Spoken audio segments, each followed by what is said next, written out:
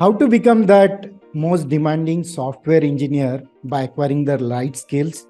In this video, I'm going to talk about IoT, Internet of the Thing, the most sought after technology in today's world. So let's see what are the skills required to become a good IoT engineer. So as part of becoming IoT engineer, you need to have some skills, prerequisites. So we will talk about that. And apart from that, there is IoT ecosystem. So we will explore that as well. So let's see what is the prerequisite to become a IoT engineer.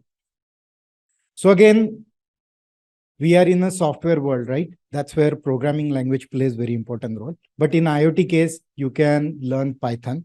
There are many use cases in IoT which are being solved using Python skills.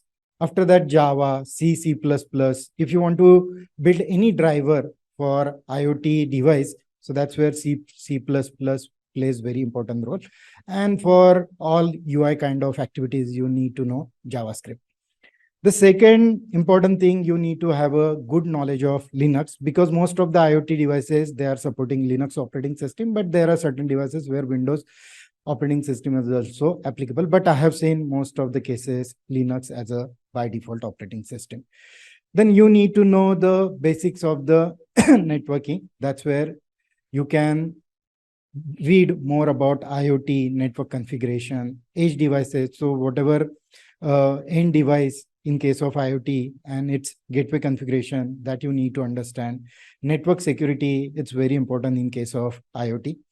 And again, you need to understand that one SQL database, and if required, you can go and learn at least one NoSQL database like MongoDB. The most important thing when it comes to the IoT is your streaming data integration. And that's where tools like Kafka, RabbitMQ, Spark Streaming, ActiveMQ, Flink plays very important role. So IoT devices send that message and you need to store that message some intermediate location, and that's where these technologies plays very important role. So Spark Streaming consume that message and you can do some transformation on top of that data. So that's where Spark Streaming plays very important role. And same thing goes with the Flink. Now let's see what is there in IoT ecosystem which you need to understand. In case of IoT, you need to know the IoT devices. So we have very popular device that is Raspberry Pi, but Binglebone Black, Arduino, and NVIDIA, Justin Nano, Orange Pi, and this rest of the IoT devices are also very popular. So you need to have proper understanding of this one of these IoT device. Then apart from that, when you work in IoT, sensors plays very important role. So there are various types of sensors like temperature sensor, humidity sensor, light sensor, motion sensor, and there are many more. So you need to have proper understanding of these sensor devices. Then when you play with the IoT device, that time your network protocol plays very important role, right? What kind of protocol or topology as part of the connectivity you are using? That's where Wi-Fi, Bluetooth, Zigbee, cellular network, NFC, near field communication, and radio frequency identification, that is RFID, plays very important role. So coming to the gateway configuration, so as part of network topology, you need to see how you are connecting your gateway node to the cloud range connectivity. That can you do using wired, cellular, satellite, and WAN kind of network connectivity. Coming to the protocol which is being used extensively in case of IoT devices and their communication, that is MQTT, COAP, and HTTP. When it comes to the security, no doubt, whatever we do with our normal computer or server devices, same kind of security applies here. That's where encryption, firewall, secure boot, this particular tools and technology you need to use. Then coming to the networking framework of IoT devices, that's where network architecture plays very important role.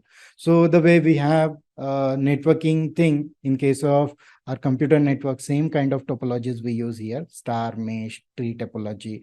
And when it comes to the network protocol, we have by default TCP/IP, 6LoWPAN, RPL, thread, this network protocols are popular in case of IoT devices. When it comes to the IoT device and its operating system, they are very lightweight. And that's where we have this TinyOS, Raspbian, and Contiki, RIoT, these operating systems used in case of IoT devices and their. So we have various message formats. So generally, IoT devices send message to the central repository, and that's where we have this JSON, XML, YAML kind of message formats. So streaming analysis plays very important role in case of IoT data analysis, and you need to know how to consume that data, how to massage that data. There is windowing framework. So during that windowing framework, whatever message comes, you need to consume, and probably you may need to give some feedback to the actual IoT device. So that's where this streaming analytics plays very important role. In IoT world, again, there is open IoT platform. That's where Cura and Kapua, these two frameworks are very famous. So Cura is developed by Eclipse. Eclipse Cura is an Eclipse IoT project that provides platform for building IoT gateway. Eclipse Kapua is a modular and integrated interpolable IoT cloud platform to manage and integrate devices and their data and provide solid foundation for IoT services for any kind of IoT application. So that is what about Cura and Kapua open IoT platform when it comes to the integration of IoT devices and sending data to the central repository. Apart from that, in IoT world, we need to integrate our data on the cloud platform also. So that's where cloud integration, various components being used in the cloud platform that we need to understand. And when it's come to the cloud, we have AWS IoT, Azure IoT, Google IoT on this. So these are the components available on cloud platform when it comes to the IoT technology. So this is all about IoT technology and its ecosystem. So please put in the comment section the one programming language you want to learn as part of IoT learning. Then the operating system by default, Linux you may need to master. Then put that one SQL database which you want to master. Apart from that, also put that data streaming framework which you want to understand as part of your IoT learning. And also you can include at least one IoT edge device where you want to explore the IoT implementation and its use cases. So put these things as part of your comment. So I'll repeat one more time. One programming language, one operating system, database, and the edge device which you want to master. So this is all about IoT engineering. Hope this video will help you to get that understanding of IoT engineering. Thank you for listening.